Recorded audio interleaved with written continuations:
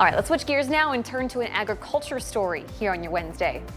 Have you ever heard of the fungal disease southern rust? Well, for the last several years, it's been hitting southern corn crops hard, and it's also been known to make its way north into our area. Now, so far this summer, the lab at Iowa State University Extension had not seen any signs of the disease in Iowa until now. And that is why Virgil Schmitt, Extension Field Agronomist with ISU Extension and Outreach, joins us right here on The Current. Virgil, thank you so much for being back with us. The rumor mill admittedly has been going pretty crazy this summer. And we should point out, people could be coming from a place of expertise with this because Iowa had a lot of southern rust last year. What happened in 2025? Well, in 2025, we had the worst outbreak that we've had in over 30 years. There were people who basically said it cost me 20, 30 or more bushels per acre if they had susceptible hybrids. And so that is fresh on everybody's mind. And that brings us to this year, where again, up until this week, we didn't see any signs of southern rust in Iowa. But for those that don't know about it, can you tell us what is this fungal disease? What does it do to corn crops? Well, first of all, it's a disease that does not overwinter in Iowa. In fact, it cannot overwinter in the U.S. It comes from Mexico up on southern winds on an annual basis. And as you suggested earlier, it typically starts in the southern states, usually Texas.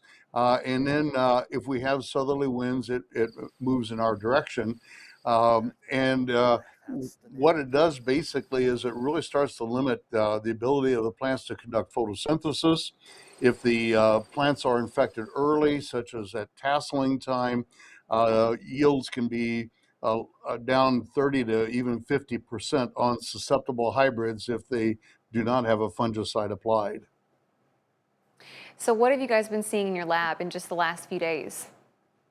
Yeah, well, we've been getting a lot of samples for several weeks now, and everyone was negative until one that was confirmed to be positive on Monday afternoon, and then that information was released on Tuesday.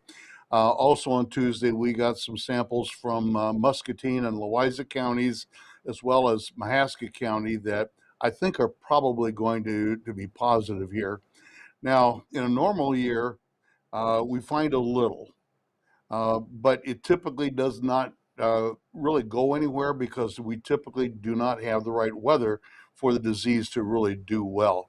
In 2025, we had that weather.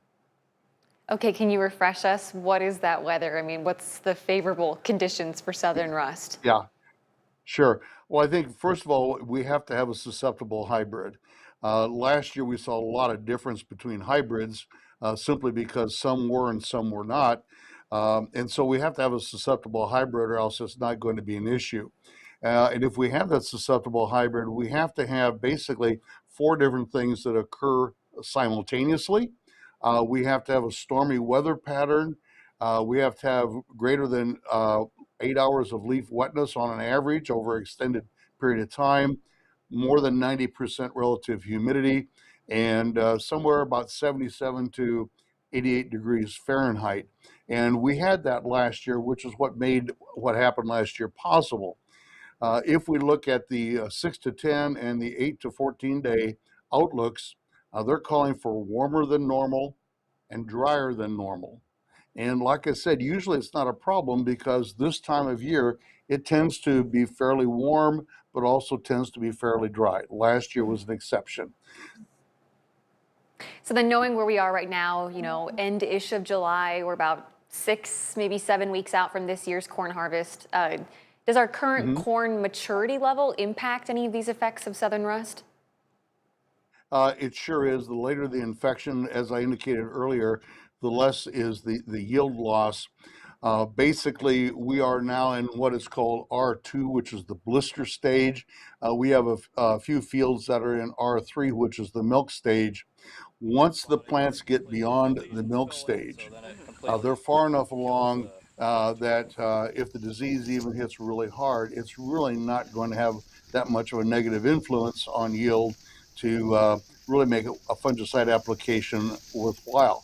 Now, typically, we move from milk to dough, which is the next stage, on about August 7th. And that's just 2 weeks and about 2 days from now. And so, we've really kind of got a short time window to be really looking at it and being concerned. And if the weather outlooks are correct, with it being warmer than normal and drier than normal, I expect that basically it's going to be pretty much a non-issue when we're at the season's end. We will see if that is correct. Season's end is coming up a lot faster than I think it is. Virgil, thank you so Yes. much for your time today. I know you're incredibly busy. I really appreciate this. It's always my pleasure. If you guys at home want to share this story, we have our online version with Virgil up at WQAD.com. Just click on the As Seen on TV tab at the top of the homepage.